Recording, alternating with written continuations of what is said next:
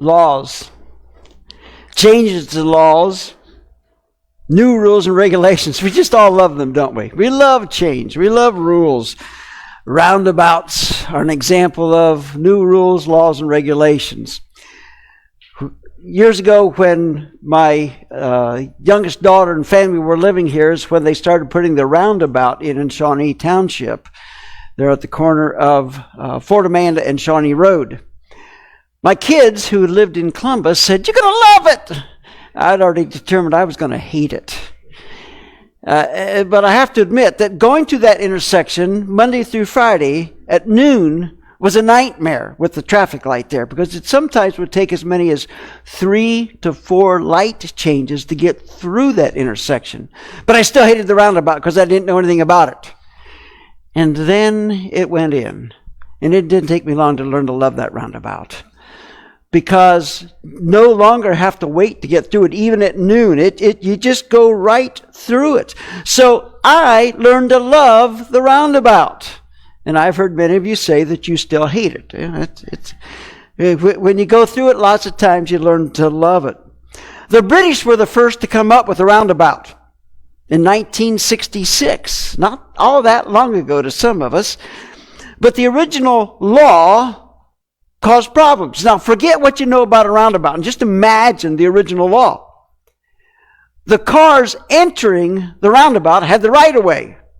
So if you were in the roundabout, you had to yield to the oncoming cars.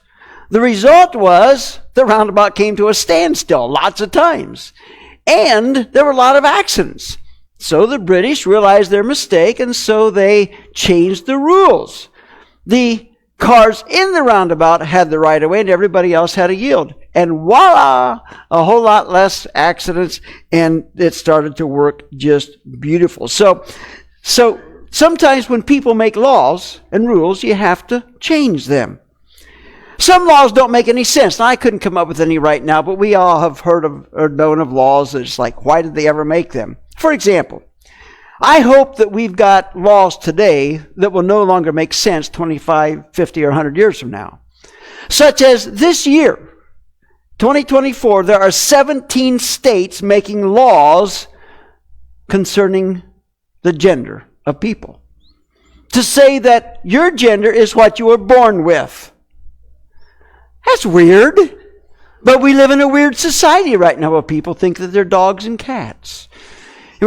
Guys want to be girls and girls want to be guys. And so the states, many states, are enacting laws that says, no, whatever you're born with, that's what you are. Now, I hope that 100 years from now they look back and say, what kind of wacky law is that that's still in the books? But we don't know. It's crazy. But laws, we need them because of the idiosyncrasies of many people. We need laws even though we don't like them at times. Sometimes we like them because it protects us, and sometimes we don't like them because it infringes on what we consider our rights. So we're in this book of Deuteronomy, book of laws, much like the book of Leviticus that we all disdain as we read through the Bible. But the book of Leviticus, as written by Moses, as we said last week, should have never been written, simply because it was the previous generation that Moses was writing these words to, had messed it up. They had disobeyed God. They were supposed to go into their promised land, this land flowing with milk and honey, and because they were afraid of the people, they disobeyed God because of their being afraid, and God said, fine, wander in the wilderness for 40 years until you all die off. They should have fought the battles. They should have occupied the land. So God gave the law to that first generation at Mount Sinai, and so 40 years later, that generation has now died off, so Moses is reiterating, giving that law once again to the next generation. And so that's where we get the book of Deuteronomy, is giving the law again. So we're not going to focus on individual laws. You can make a sigh of relief over that, or applaud, whatever. But we're going to talk about the law in general. We're going to talk about the book of Leviticus in generality, so thus the law, love, and obedience. And we're going to start reading from Deuteronomy chapter 4, verse 1. And remember, the Israelites are on the east side of the Jordan River. They're not ready to go in to take their promised land yet. So they're just prepared, and Moses is now giving them the law. Deuteronomy chapter 4, verse 1. Now, Israel, hear the decrees and laws I am about to teach you. Follow them so that you may live and may go in and take possession of the land the Lord, the God of your ancestors, is giving you. Do not add to what I command you, and do not subtract from it, but keep the commands of the Lord your God that I give you. We skip now to verse 5, I believe it is. See, I have taught you decrees and laws as the Lord my God commanded me, so that you may follow them in the land you are entering to take possession of it. Observe them carefully, for this will show your wisdom and understanding to the nations who will hear all these decrees and say, surely this great nation is a wise and understanding people. What other nation is so great as to have their gods near them the way the Lord our God is near us whenever we pray to him?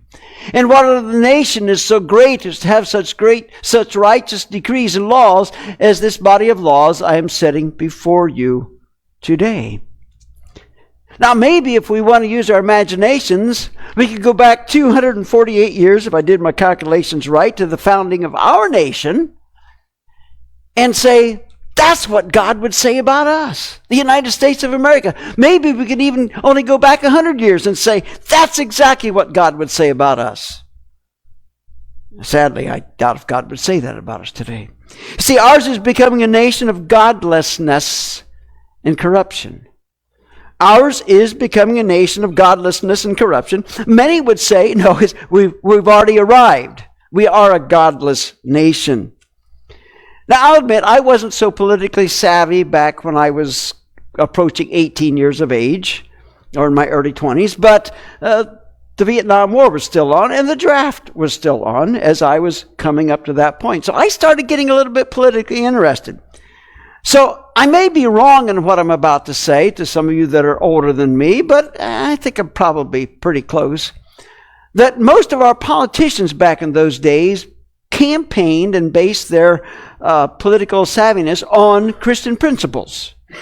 That for the most part, even though if they lived immoral lives, they still proclaimed the morality of Christian basics back in those times. Now, not that they lived them, but they based their campaign on it. And I can pick on both parties. JFK, President Kennedy, a Catholic. I can remember my parents and other Protestants saying, well, he's the beast. His number is 666. We're going to all go to hell. It's all ending. Well, no. But he did not live a moral life. There's still rumors circulating about him and Marilyn Monroe, and they seem to be pretty foundational at this point, and with other women. But then again, we've got a Republican by the name of Richard Nixon, that his campaign also was on Christian principles, but he got caught with Watergate and break-in. That was then. But what about today? Well, I think when we think about our representatives, they're pretty corrupt. There's few of them that really seem to stand on sound Christian principles anymore. But let's not blame the politicians. Let's look back at us. We're the ones voting them in office. Now, maybe not you in particular or me in particular, but as the nation, we're talking now as a nation, that we are not the moral nation that we once was. We have turned our backs on God, even to the point where church-going people don't have a whole lot of morals in many ways anymore. So when we make laws regarding gender, what must God think of us? The problem is, many people don't care what God thinks of us. And Moses told the people concerning God's law, we go back to Deuteronomy chapter 4, verse 2, he says, do not add what I command you, and do not subtract from it, but keep the commands of the Lord your God that I give you. For the Israelites of the Old Testament, God basically said, obey my commands, and you will prosper. Obey my commands, and you won't have any stillborn children. You'll have children. You'll have health. You'll have wealth. So does that mean that you and I, if we follow God, will have health and wealth? No, let's not take things out of context. This was for Old Testament Israel as a nation and as the people. That same doesn't apply to us today. So, will a nation, if we would follow God, would we prosper? Well, there's a good chance of it. If we become the godly nation that we should be, there's a good chance we'll prosper. But at the same time, remember, wicked people also prosper. So it doesn't guarantee anything. It's not about wealth. We have to understand this. It's not about wealth. It's not about health. It's not about prosperity. It's about obedience. This whole thing of Deuteronomy, it's about obedience. Obedience to God is more important than wealth and well-being. Obedience to God is more important than wealth and well-being. We go back and all the way through Deuteronomy. Moses is exhorting the children of Israel, said, obey the Lord your God, follow him, obey him. So why is the law so important to Moses? Why is he exhorting them at this point? Well, there's a couple different reasons. First of all, they're going to be going into the promised land soon. But the other reason is not Moses leading them in, and he knows it. He is going to die because he sinned against God, disobeyed God. God said, okay, that's it. You're not going to make it in. I'm going to let Joshua take the people on in. So, for the bulk of the book, Moses is on a mission of making sure the people understand you must obey this law. Now, hasn't he been teaching them for the past 40 years? Well, yeah, most likely. That Moses and the priests would have been teaching them to obey the laws and what the laws were to listen to and to follow. But think about the children of Israel. Their parents had told them about the land that they missed out on. A land flowing with milk and honey. A land that was so prosperous that the spies told them of rich pastures.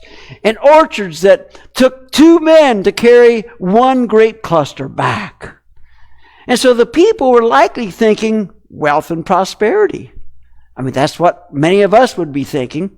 Whereas Moses and the priests would have been thinking obedience. Obedience, obedience, obey God, or you're never going to have this wealth and prosperity. So you've got 2 different ways of looking at this. Moses and the priest teaching obedience, and the people thinking prosperity. So it's important for Moses to drill in their minds, obey God. And Moses knew what was going to happen, had a good idea what was going to happen as they entered the promised land. Wealth and well-being makes people forget about God instead of being grateful to God. Moses knew he was going to die. He knew he was going to lead them. He knew that Joshua was going to take over, and he was going to leave his children. Moses had grown to love these people. He knew of their good ways and their sour ways, but so do we about our kids, and we still love them. And to Moses, this was his family.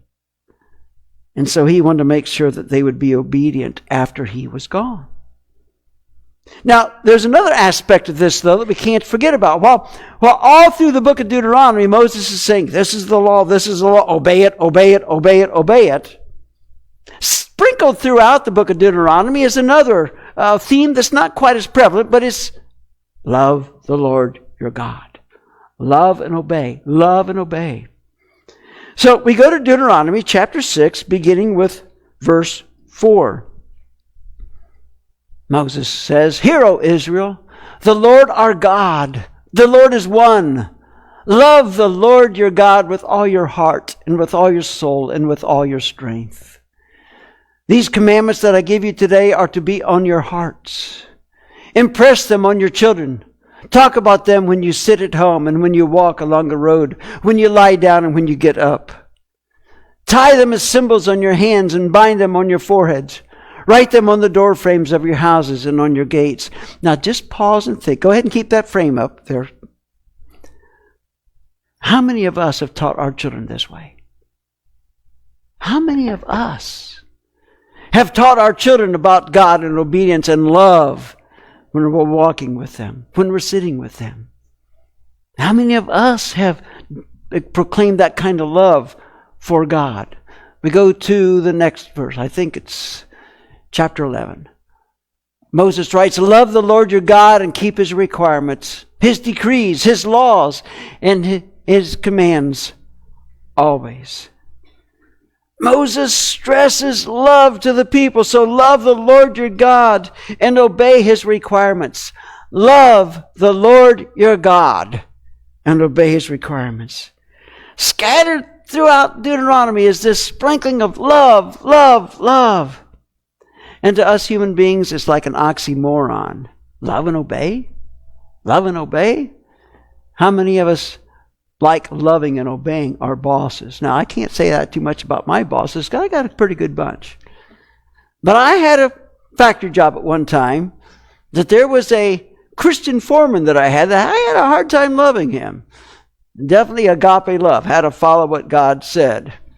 Because all he wanted was more numbers. Didn't matter how big a production you had that day. You could do better. It's hard to love somebody like that. And see, many times we have earthly parents that sometimes are difficult to love. Sometimes they're kind of hard on us. And so when we look at our earthly parents and then we're told to love God and obey God, sometimes that's difficult for us to do. But the command is to love the Lord our God.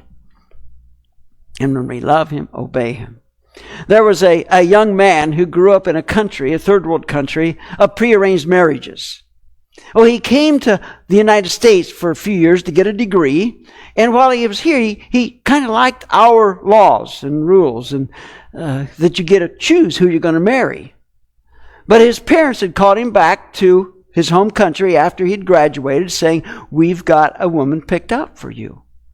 And there again, she didn't have much of a choice because her parents had agreed with his parents, and so they were supposed to come together and get married.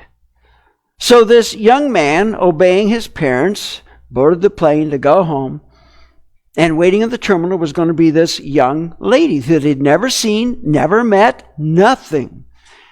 He was so nervous about this whole ordeal, he was literally getting sick on the plane. Just couldn't stand to think about what was possibly going to happen. Is she beautiful? Is she even pretty? Is she ugly? What's her personality? Will we get along? And of course, what he forgot about was she was thinking the same thing. Is he handsome? Is he tolerable to be around? Is he going to be a slave master to me? I mean, a third world country. Didn't have the laws that we would have. And so they were both worried and concerned. So he gets off the plane, he goes to the terminal, and when he sees her, she's beautiful.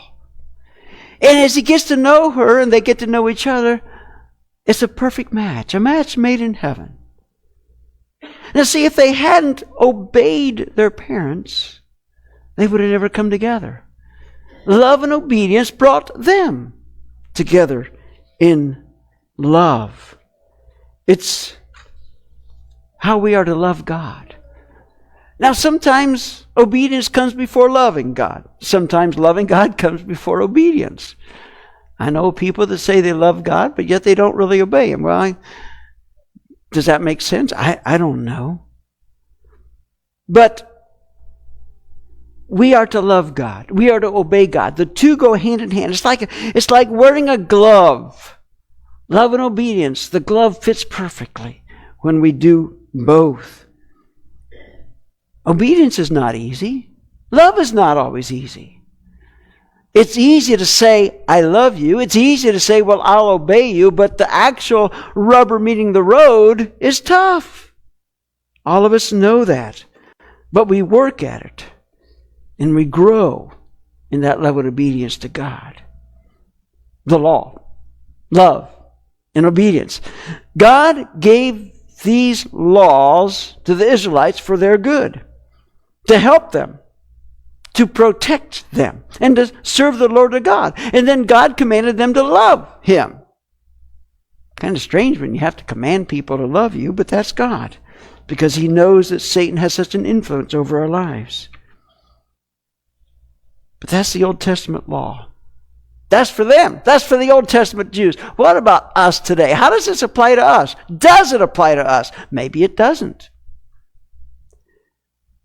We don't live under the Old Testament law. But as Jesus said, He didn't come to take away the law. We still live under those same morals, God's moral laws. We must obey God's way of how we treat each other, how we treat friends, how we treat enemies, how we treat our family. We still have to obey God's laws, even though they seem insignificant or silly to us, because they are all for our good. Those laws keep order.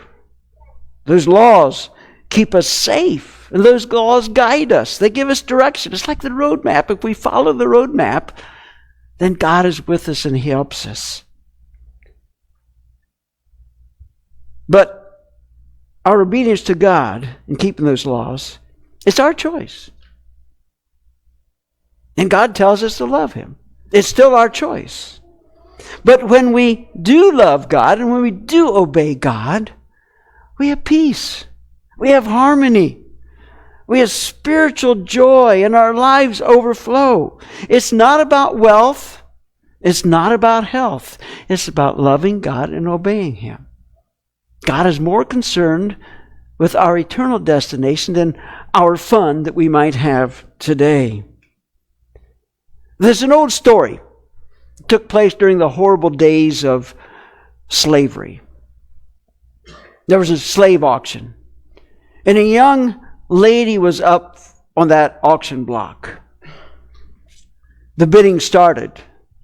And there was one man that seemed really persistent. And he kept raising the price higher and higher and higher for this woman. But he finally persisted till he bought her. He paid the price, then went over to get his purchase. He told those that were in charge of her to release her from the shackles. They stood there in amazement. She'll run away. He said, release her. The woman was so beaten down as a slave, she would not look at him. She kept her head to the ground all the time. He was trying to strike a conversation with her, and she just would mumble and mutter. She just kept her head down. Well, just so happened that this man that bought her was a northerner. And he eventually told her, young lady, you are free. And she didn't respond. She just kept her head down. He tried to get her attention again. He said, lady, young lady, you are free. Slowly she raised her head to look at him for the first time. She said, you mean I'm free to do whatever I want? He said, yes, you are. To be whatever I want to be? He said, yes. With a great big smile, you can be whatever you want to be. To say whatever I want to say? Yes, to say whatever you want to say. To go wherever I want to go? He said, yes, you are free. She said, then I choose to go with you. That's what God wants of us. When Jesus died on the cross, God said, you're free. You're free. You're not bound by the law anymore. You are free. You're bound by grace. And God controls that grace. And God says, you're free. Sometimes I wonder if we even hear what God is saying. Do we live that way? God says, I want you to love me and obey me. Do we? Do we? Think about it. Almighty Father in heaven, Sometimes I don't think we get it. We miss it. We still go back to being bound by the law of we have to do this, we have to do that. And sometimes we look at you grudgingly saying, oh, I don't want to do it. And you keep smiling and say, but you're free. You're free. But I ask that you love and obey me. And He's requesting that we do just exactly that. The song is, I surrender all. Do we? Will we? Really? That's what God is asking. Because He loves us. Let's love and obey Him. In Jesus' name, amen.